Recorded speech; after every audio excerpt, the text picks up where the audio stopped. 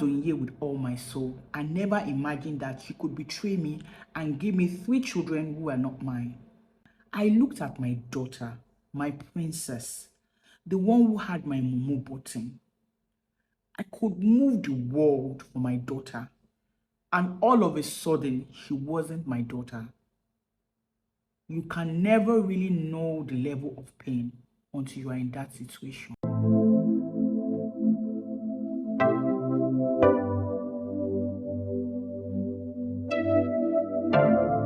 Hello, compliments of the season. You're welcome to Life Stories with Busi. I'm sure everybody is balling. It's Christmas time. End of the year is around the corner. So there's just this celebration mood that everybody gets into at the end of the year. I hope you're enjoying yourself. I wasn't looking forward to Christmas per se, and that was because it was on Christmas Day last year that my sister and friend Bolanle Rahim was shot. Bolanle was a sweet soul, a very sweet soul.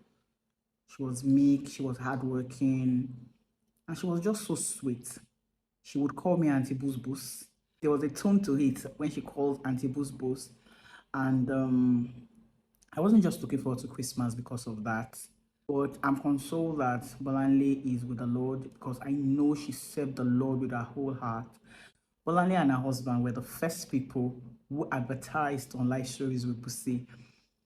So it was a rude shock when that incident happened.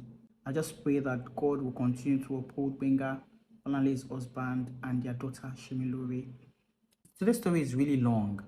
And when I read it, I couldn't help but shed tears because I could feel the pain of the man who wrote him. The point where he is a really tough place to be, but he has chosen to be positive even in the face of the issue. The man's act is very commendable. I'll just go straight to the point. Like I said, it's a very long story. Hello, Busola. I stumbled on your YouTube channel and I love what you do. Thank you, sir. Incidentally, I have read your book, Long Walk. Okay? Incidentally, I've never advertised my book on Life Stories with Busi. So for someone to connect Life Stories with Busi with the author of Long Walk, it means so much to me. It was just when I saw this story that it dawned on me that I'd never advertised Long Walk on Life Stories with Busi. I have a book. Yeah. It's titled Long Walk.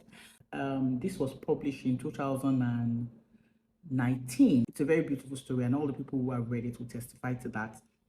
You can get it on Amazon, amazon.co.uk, amazon.com. I'll put a link in the description box so that you can click on it and get the book. It's a beautiful read. Thank you very much, sir, for reminding me of the need to advertise Long Work on Life Stories with Busi. Yeah. Okay, so that's Long Work. It's a very beautiful book. It's voluminous and quite a beautiful book. Yeah. So let's just continue. Like I said, this story is long. Okay, so it goes, I stumbled on your YouTube channel and I love what you do. Incidentally, I've read your book, Long Walk. He said, your program is a really nice concept. Thank you, sir. Says, life is really complicated, sometimes unfair. But I've learned it's all about how we analyze things and our reactions to things. Some things are really deep, then it throws the bombshell. My last 3 children that I thought were my children are not my children. The 3 of them, 3 children, 1, 2, 3, 1, 2, 3, 3 children, not his. But I've chosen to continue to love them like I used to. I have an understanding of what people say in today's balance. Fear women. Fear women. I don't want to be biased here, but sincere truth is that they are good people, they are good women, and they are bad women. The same way they are good men and they are bad men. So when they say fear women, should I say fear men?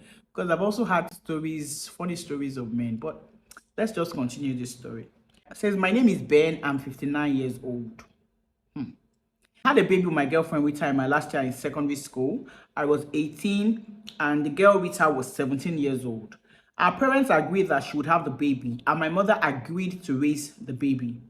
We tried to continue with the relationship, but we're young and things didn't work out. Plus, I left the village and came to stay with my uncle in Lagos. So I have a son who is 40 years old, and through him, I have 4 grandchildren. So Mr. Ben is a grandfather.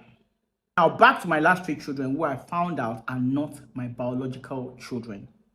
Now, I met Onyinye at 27 at our mutual friend's party. It was love at first sight for me. I saw this beautiful and petite lady. When I started to talk to her, I found out she was very smart and intelligent. I don't know whether it happens to people. I just knew I was going to marry her, and I told her that day. She laughed it off, but I was on her case. She finally agreed to marry me, and we got married when I was 29 years old. We would have been married for 30 years this year. It was the best day of my life.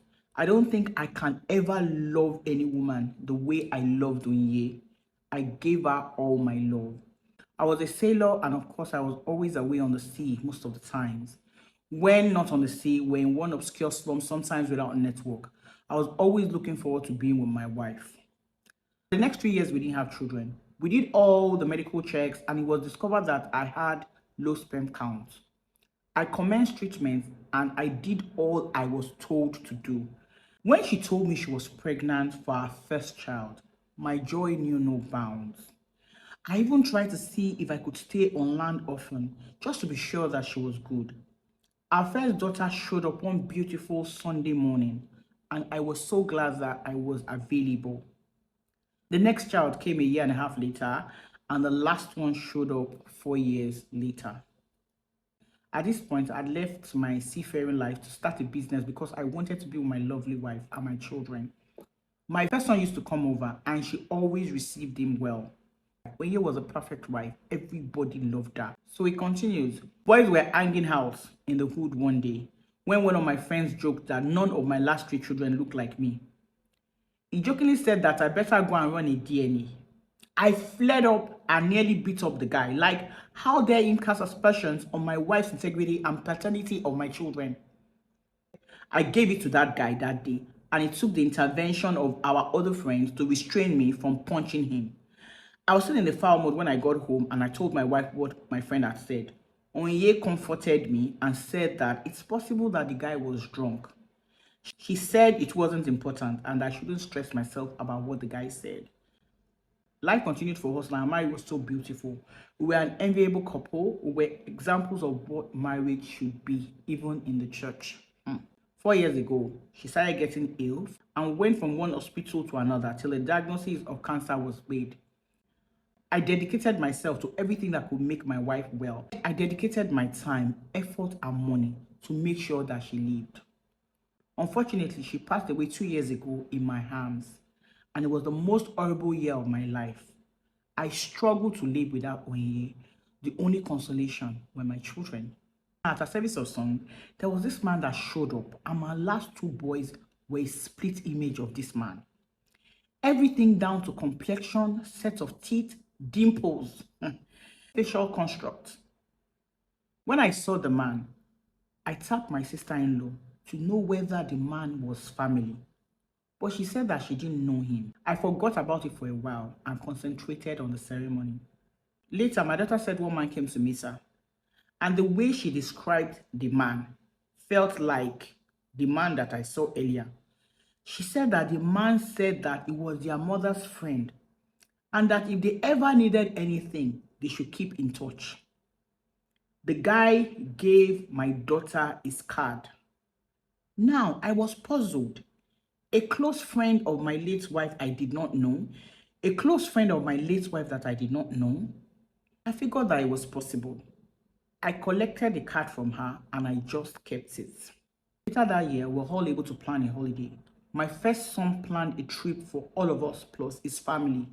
We all agreed that we needed the holiday, so we all traveled. Then my daughter told me that someone sent her a message and that she believed that it was the same guy.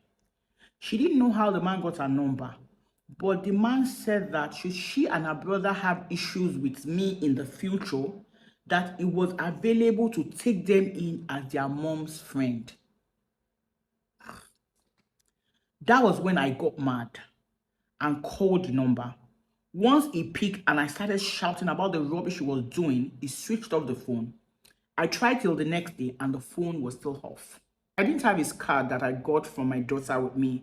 It was somewhere in my study in Lagos. I was so angry and I was just ranting to my first son. My first son apologized ahead of what he was going to say. He said that he felt that it was unusual that a random man would show up for my late wife's burial. He didn't talk to me. He gives my daughter his card and he's saying that if she and her brothers had issues with me, he will be available as their mother's friend.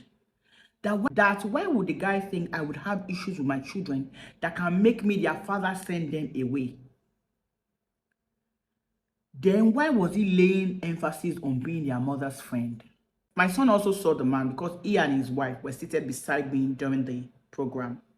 He said his younger brothers look like the man and that no one knows the guy as family. My son suggested the most ridiculous thing, a DNA test for my boys. That took me unawares and I went ballistic. I shouted at him that a DNA test is an insult to the memory of my late wife. He let it go and apologized, but I didn't sleep that night. By the next day, I agreed there was nothing to lose. I went about it and I discovered I wasn't the father of the boys. My body started to shake. My head started throbbing. I started vomiting. I don't think I can ever recover from that shock. I still had a linger of hope and I repeated the test with another facility and it was the same result. When I found out that the boys were not mine, I decided to do a test on my daughter. So I brought in my daughter's sample and my first son came with me to be tested too. My daughter was 0% chance and my first son was 99.99%. I sat down and I cried my eyes out. I loved Onye with all my soul. I never imagined that she could betray me and give me 3 children who were not mine. I looked at my daughter, my princess, the one who had my Momo button. I could move the world for my daughter, and all of a sudden, she wasn't my daughter. You can never really know the level of pain until you are in that situation. We came back to Nigeria, my BP shot up and I ended up being hospitalized. I'd given the complimentary card to my first son to investigate. The man was Onye's former colleague. He was married with 3 children. I didn't get in touch with him. I had to tell the children because I knew the man wouldn't stop. Besides, when I was at the hospital, my daughter had stumbled on the DNA result in my suitcase I didn't unpack. They were old enough to understand. Those children were broken. But I assured them that I would never treat them differently. My daughter was the most affected. She lost weight, and just had different withdrawal symptoms. I had to make sure that I nursed her back to health. I handed her over in marriage to her husband earlier this year. She stopped using her old SIM and made sure to block every contact with the man. I told them that I don't mind if they want to know their biological father, that I would always love them as mine. Now, someone will ask why I continued as their father. How can I unlove the children I have loved for over 20 years? How can I punish them for what their mother did? The person who would have had answers was Onye, but I would never get answers of why she threw my love at me and betrayed me. I can't hate a dead person, so it leaves me in a state where I would have to keep working on my emotions every day. I can never remarry. It's not worth it. So life isn't always black and white. Mr. Ben, I just want to say thank you very much for sharing your story with us. You're a man of great strength because I don't know how you can keep it together and still continue to love these children as your own. In this day and time, people would have thrown their baggages outside. This is really a deep story, like you said, really deep. All right, how do you hate the dead? You love the person when the person was alive, and you love the person till death. Now the person is dead. You cannot hate the dead. Yet the person has left a mess for you to clear. And you can't even finish clearing the mess because their lives involved. 3 children who are in their 20s are just finding out that the father that they have always known for over 20 years isn't actually their biological father. And there's one man outside who is saying, if you have any issues, I don't know why the man showed up. What was the purpose of him showing up? You already know what has been done and the other person is dead. Shouldn't you just get away? Maybe he felt like one day the children would know. Maybe he was feeling guilty. I don't know, but the woman just left a lot of mess. And it's so difficult for Mr. Ben. You understand? Because what the woman has done is that it's totally broken Mr. Ben's heart. At this point, Mr. Ben is totally heartbroken and off women. Because as far as it's concerned, there's no point. And those children will never be the same again. Because imagine them learning just now that they have a biological father somewhere and the father they've always known is not their father at this age and time. And in all this, the thing that even trips me most is that in all this, the woman falling sick, knowing that she was going to die and everything, she didn't say anything. She didn't say anything. She just left it. Like, you can find out later. If you find out, you find out. If you don't find out, I mean, it was just not a good thing to do. I salute your courage, Mr. Ben. It's not every man that will do what you're doing. I guess because of your age, you're really matured about these things. But it's a really hard one for me to chew. Like, why? I understand Mr. Ben's pain because Mr. Ben loved this woman. He really, really did love his wife. And he finds out that the woman that he loved till death was not really straightforward with him. The woman had 3 children, not just even one. 1, 2, 3. 3 children outside marriage. And you bring them inside and you pass them up for your husband's children. And then you are dying. Your husband is doing everything. And you did not even say these children are not yours in any way. Like in her own thought, she might have been like, when I die, he might or he might not find out. That was it. That was a very hard one. No. So I can understand. I can understand when he said fair woman. Once again, Mr. Ben, I salute your courage. I salute the maturity that you put into this.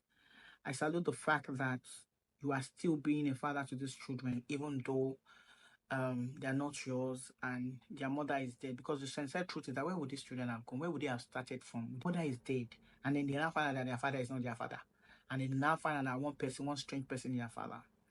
So I salute your courage. I salute what you're doing, sir. Well done, sir. There are not many men like you around. In Nigerian parlance, now man you be. The consolation for me in this matter is that you have a child that is biologically yours. Imagine you don't have a child at all. Imagine you don't have a biological child at all. This would have been a disaster. My people, what do you think about this story?